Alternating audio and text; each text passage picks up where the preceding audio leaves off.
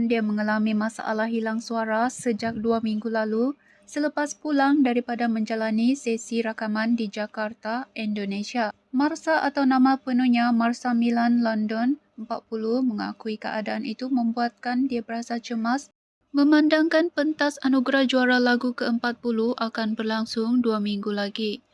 Saya dah alami keadaan ni sejak 15 hari bulan. Bila dapat tahu, saya tak tahu nak rasa apa sebab perasaan saya bercampur-campur.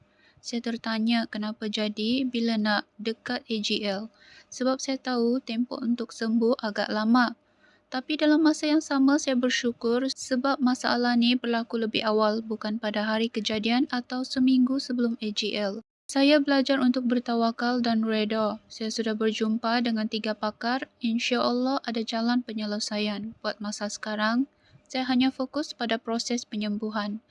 Marsha berkata demikian ketika ditemui pada sesi Meet and Greet AGL 40 yang berlangsung di Pasar Seni, Kuala Lumpur pada Sabtu. Berkongsi lanjut mengenai keadaan yang dialaminya, Marsha berkata antara simptom yang dialaminya seperti sakit tekak, cerit-berit dan pening. Saya kurang pasti puncanya, tapi semuanya bermula ketika saya berada di Jakarta untuk sesi rakaman. Mula-mula sakit tekak, kemudian selang seminggu muncul simptom seperti cerit-berit, muntah, pening, migrain, demam, selesma, batuk dan sebagainya. Alhamdulillah hari ini saya nampak sedikit perkembangan positif, jadi saya harap keadaan akan bertambah baik insya-Allah.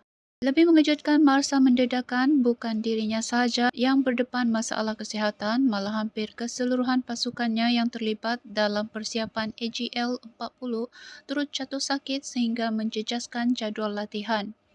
Bagaimanapun, penyanyi itu menolak dakwaan yang mengaitkan penyakit dialaminya dengan unsur mistik atau perbuatan khianat. Sejujurnya, saya tak terfikir pun ke arah tu. Saya cuba elakkan daripada memikirkan perkara yang boleh mengganggu fikiran saya. Tambahan pula sekarang memang sedang tular wabak seperti influenza dan virus lain, jadi saya yakin itulah puncanya. Saya sebenarnya agak relat sebab hampir semua pasukan saya untuk AGL pun jatuh sakit. Ada seorang yang dimasukkan ke hospital, seorang lagi masih dalam proses pemulihan dan semuanya mengalami simptom yang sama. Jadi saya harap dengan doa semua orang, mereka pun akan cepat sembuh sebab persiapan kami memang terbantut hampir 2 minggu. Harap-harap mereka sempat kembali cergas untuk meneruskan persiapan. Dalam masa sama, Marsha memohon doa daripada peminat agar dia dan seluruh pasukan diberikan kesembuhan serta dipermudahkan segala urusan menjelang pentas AGL 40.